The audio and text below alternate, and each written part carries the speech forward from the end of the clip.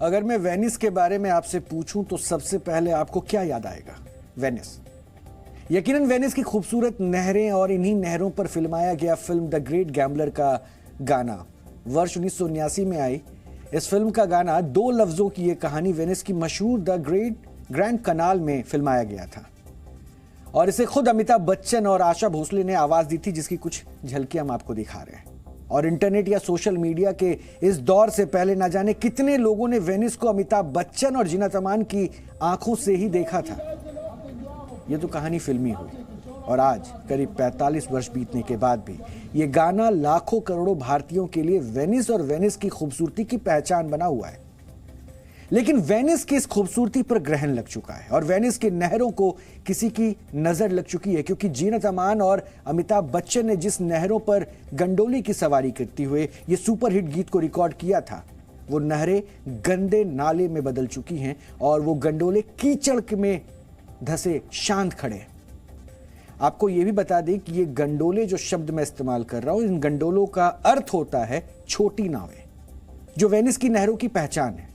और इसलिए आज हम डीएनए में वेनिस की इसी बदली हुई सूरत का वीडियो विश्लेषण करेंगे, क्योंकि आज वेनिस की जो हालत है वो हम सबके लिए एक सबक है।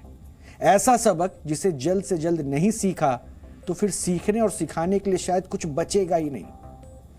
इटली की जो तस्वीरें हम आपको दिखा रहे हैं, ये तस्वीरें ये बताती है कि क्लाइमेट चेंज या ग्लोबल वार्मिंग को हम अब तक हवा में उड़ाते आए हैं। अब वो साक्षात प्रकट हो चुका है और इस खतरे को बिल्कुल सामने देखकर अब सबकी नींदें उड़ी हुई है। और आप भी इस खतरे को करीब से महसूस कर सके, इसके लिए आपको वेनिस से ये हमारी रिपोर्ट जरूर देखनी चाहिए।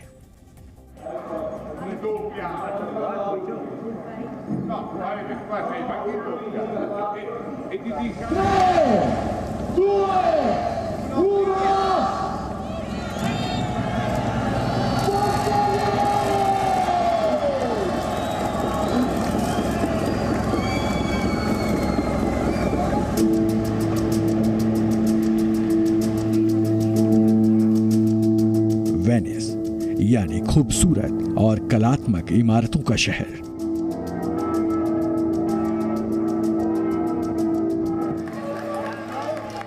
वेनिस यानी इतिहास और आधुनिकता के अद्भुत संगम का शहर।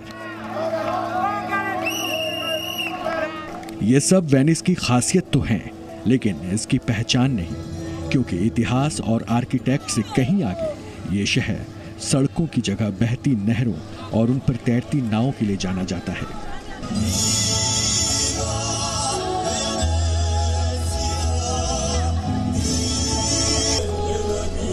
करीब 2 हफ्ते पहले यह शहर कार्निवल ऑफ वेनिस के जश्न में डूबा हुआ था।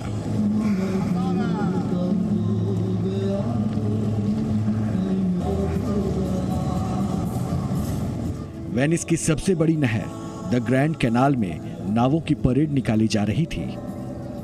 वेनिस की खूबसूरत नहरें ही नहीं, वहां के चौक चौराहे भी इस कार्निवल के रंग में रंगे थे और इस जश्न का हिस्सा बनने दुनिया भर से हजारों लोग वेनिस पहुंचे थे।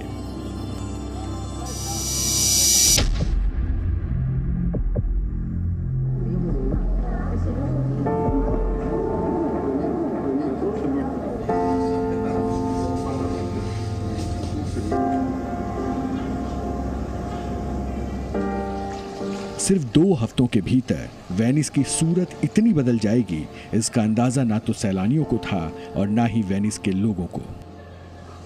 वेनिस की खूबसूरती को ना जाने किसकी नजर लगी कि अब तो ना नहरों में पानी बचा है और ना ही सैलानी।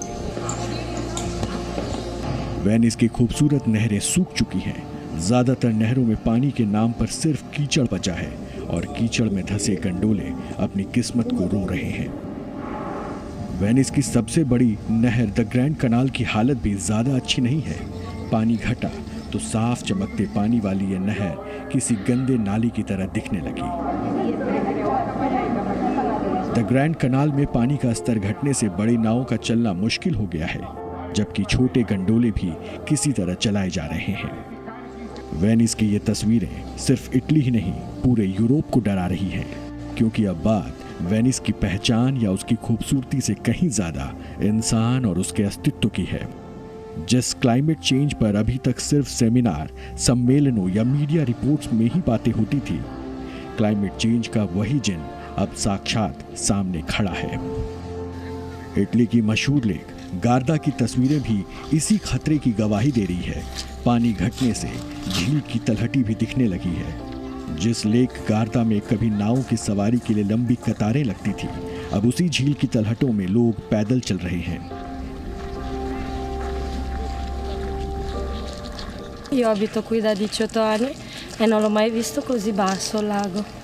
Cioè di solito arrivavo qua con la barca, invece questa volta si va a piedi. Penso drammatica per il lago, per la flora, per la fauna e per l'ambiente proprio, ecco. Però noi ci veniamo lo stesso perché per noi è il nostro lago. Italy ही नहीं, Europe के ज्यादातर देशों का यही हाल है। Monsoon में कम बारिश, सर्दियों में कम बर्फबारी और फिर गर्मी के लंबे सीजन की वजह से पानी के स्रोत सूख रहे हैं। और अगर हालात ऐसे ही रहे तो यूरोप को पिछले वर्ष की तरह इस बार भी भीषण सूखे के लिए तैयार रहना होगा। ब्यूरो रिपोर्ट, जी मीडिया। हमारी ये वीडियो रिपोर्ट देखकर आपको खतरे की एक झलक तो मिल ही चुकी होगी, लेकिन अब हम आपको वेनिस की ही कुछ और तस्वीरें भी दिखाना चाहते हैं। ये वेनिस वर्ष 2019 में ऐसा दिखता था और इन तस्वीरों में आप वेनिस को बाढ़ में डूबा देख सकते हैं। तब भारी बारिश और हाई टाइड के बाद वेनिस के कई इलाकों में 6 फीट तक पानी भर गया था, जिसमें शहर का ऐतिहासिक मार्क स्क्वायर भी शामिल था। हालात इतने बिगड़ गए थे कि तब सरकार को इमरजेंसी लगानी पड़ी थी और इस बाढ़ में अरबों का उस वक्त नुकसान हुआ था।